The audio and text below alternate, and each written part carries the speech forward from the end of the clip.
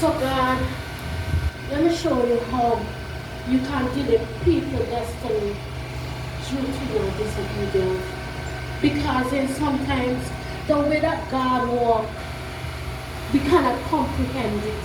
So it don't look like it's making sense to us. So God spoke a word to Minister Davis. He said, I want you to go to Sister Annie's house and I want you to give Akelia some assistance. Because God knows that Akelia has an exam coming up and without that assistance, she will not be able to make it into the exam room. But Sister Davis is so concerned about herself. God, I'm not doing my sister any place. God, I'm not doing this, I'm not doing that. I don't want people to see me affiliating myself with her. And then Akelia sit down there and she's there waiting on Sister Davis to come to bring to her what God has told her to. And because Minister Davis delayed, Akelia have to stay home. Akelia cannot go and do the exam. The exam that was going to promote her to a higher level, to a higher class, to a higher calling. And before you know it, Akelia is stuck. Right there, her destiny was delayed. And it's so with Esther, because Esther was so focused about her.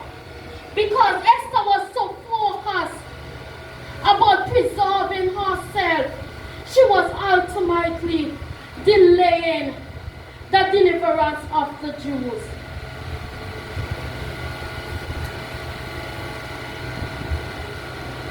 When God calls us, it's never about us. When God calls us, it is never about us. When God tells us to do something, it is never about us.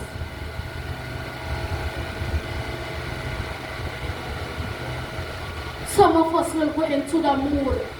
I am not going to fight for no nation because you don't know how those people oppress my mother and my father and my children. But the same people that has been oppressing you, God is going to say to you, you're going to have to rise up. You're going to have to deliver them. It is not about you.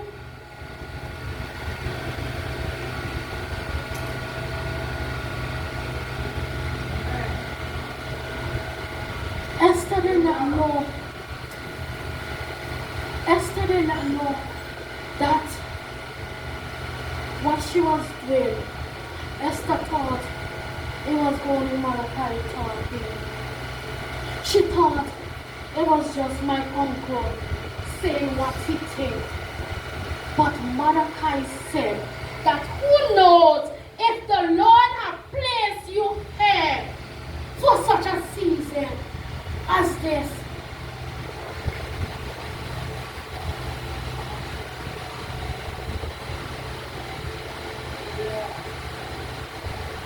We are not gonna get out of the wine press. We are not gonna get out of the palace if we continue hiding in it, and that means that our people is not gonna be delivered. The deliverance may come, yes, but it may come at a later date, which means that they will be in bondage longer than was anticipated.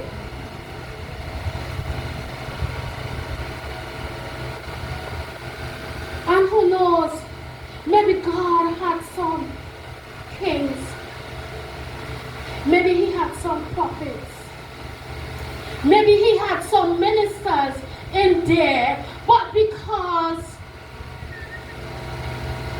of our denial, what they were called to, is not going to come out until the deliverer comes.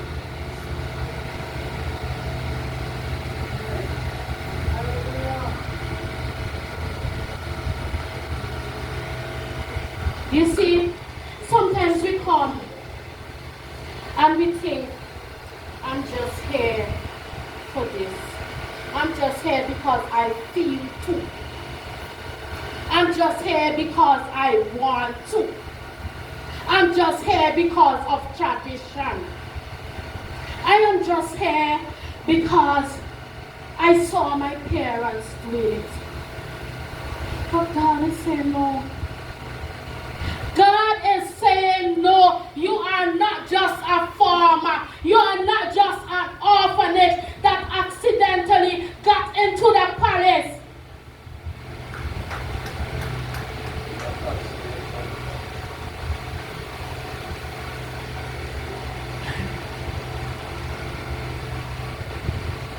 Years ago, I gave birth to a child. I was pregnant as a teenager.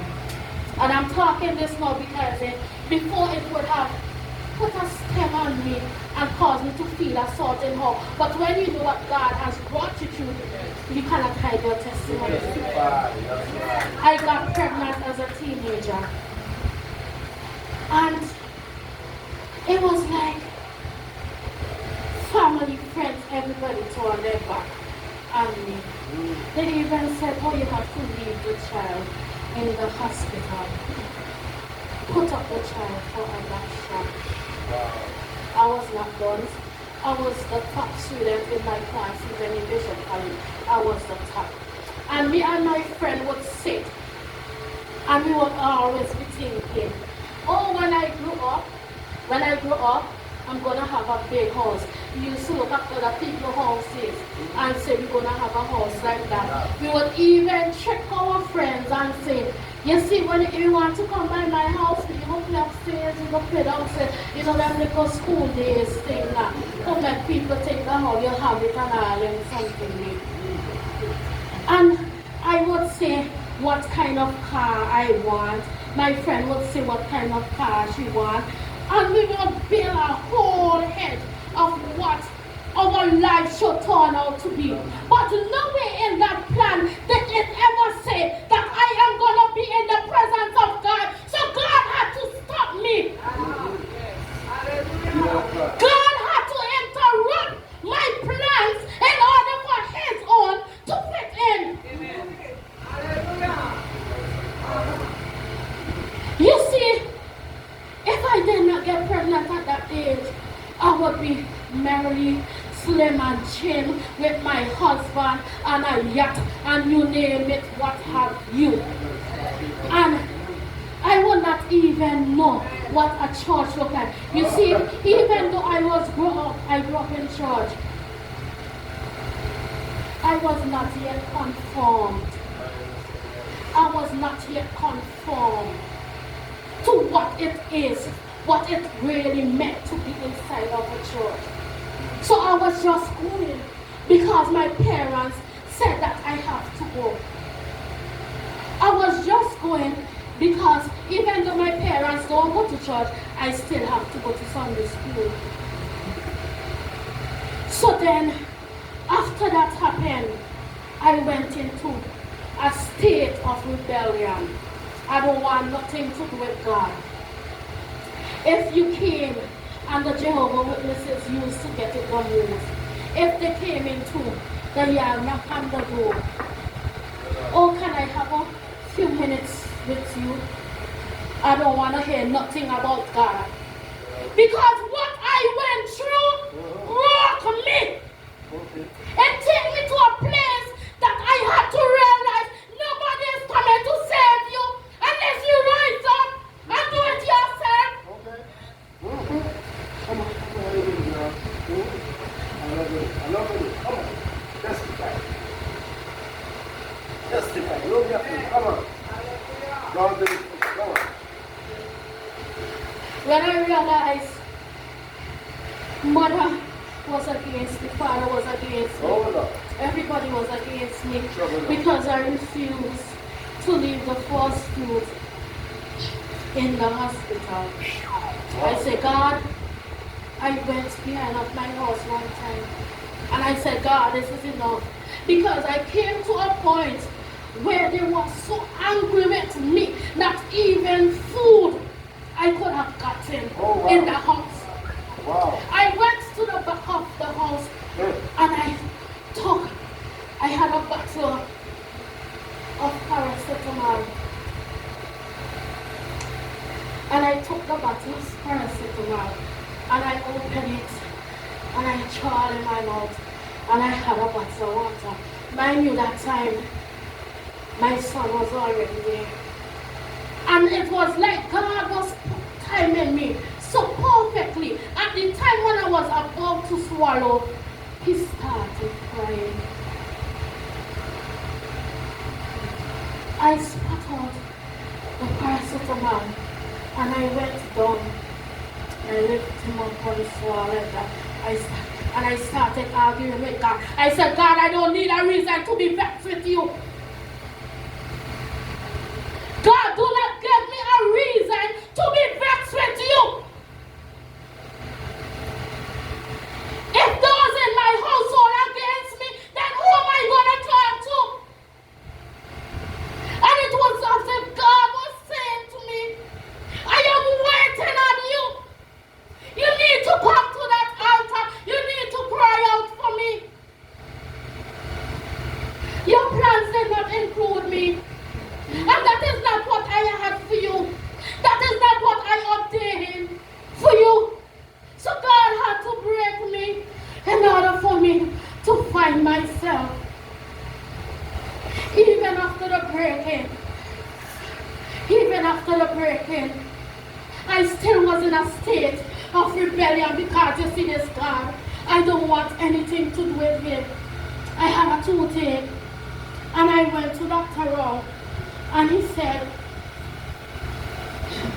he looked at me and he gave me an envelope and he said, I need you to take this. And there's a clinic right near the hospital. Ask for the oncologist and give it to her.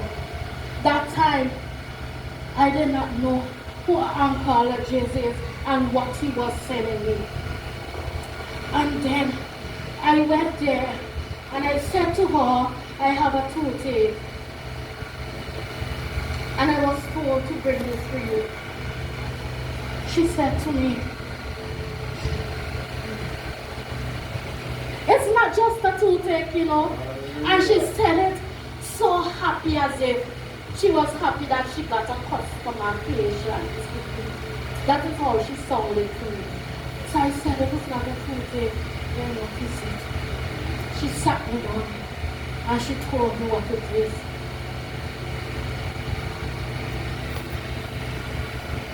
She said, you will have to do chemo, you will have to do this, you will have to do that. When she told me that, the price, the amount that she called, I'm like, God, where am I going to get this? My family is already not too friendly with me. How am I going to get this? How am I going to make it on my own? One night I took him and I went to the hospital and the doctor started speaking to my mom. They said, well, you have to make her as comfortable as possible because it's not looking too good. It's not looking too good. Make her as comfortable as possible. My heart was so blocked up with clot, my arteries with clot blood, that they said to me, you only might have but a few hours. At that point in time, I had gotten my second son. And when I heard that, the thought of me leaving them to be saved by someone else, I said, God, no.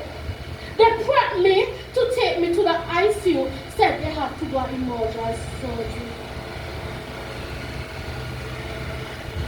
While they were prepping me, I remember crying out.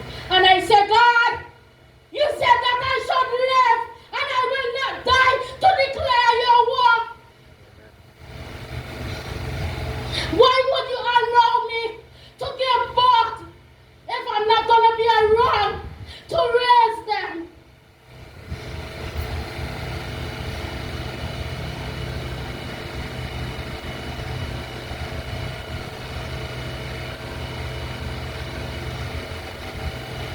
And it was as if God was comforting me.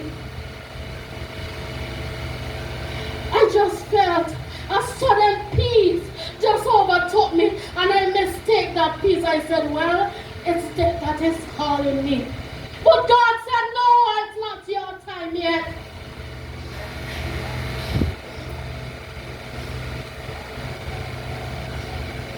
They went up.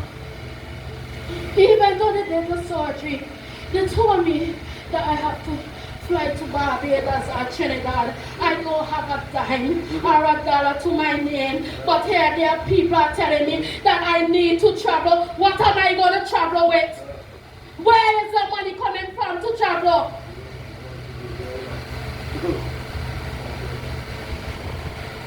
After they did their surgery, I woke up. After anesthesia and stuff like that was there, the doctor came in with the results from the test.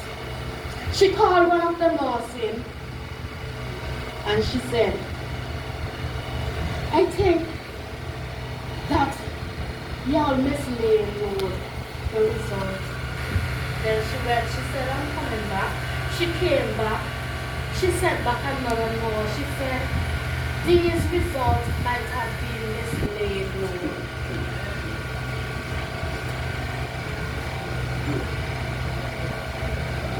She came back a third time and she said, Miss Williams, I don't know what is going on, but it seems that they cannot find your result.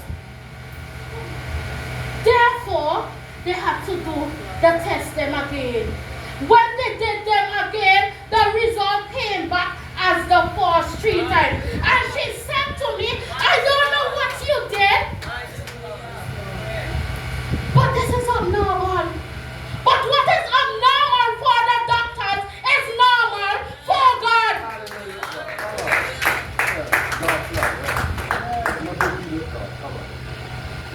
God didn't just allow me to go through all of that just for the sake that I went through that. God knew that I would have been facing this problem with my family. And He needed me to stand in the gap. Strong woman. When you ask God for strength, He gives you trials. When you ask God for peace, He's going to send that storm. Come on, put your... You got to put your man. You get him somewhere. You get him somewhere. Hey, come on. The thing that Gideon thought was insignificant was significant to God. The thing that I thought was meant to cripple me. Because I'm telling you today, if I did not have my children, I would not have the need to be coming to God altar. And I'm saying that because that is only when we start experiencing problems, only when we realize that somebody else is dependent on us, that is when we have to come back there. That is when we have to come back there.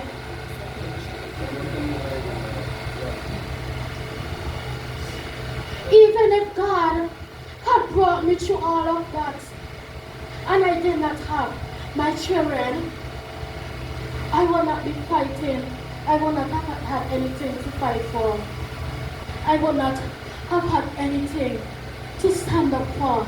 I will not have had anybody to look up to me. So because of them, I had to line up, and God used what I thought was a mishap, was a misfortune, to ground me and to mold me, because I was running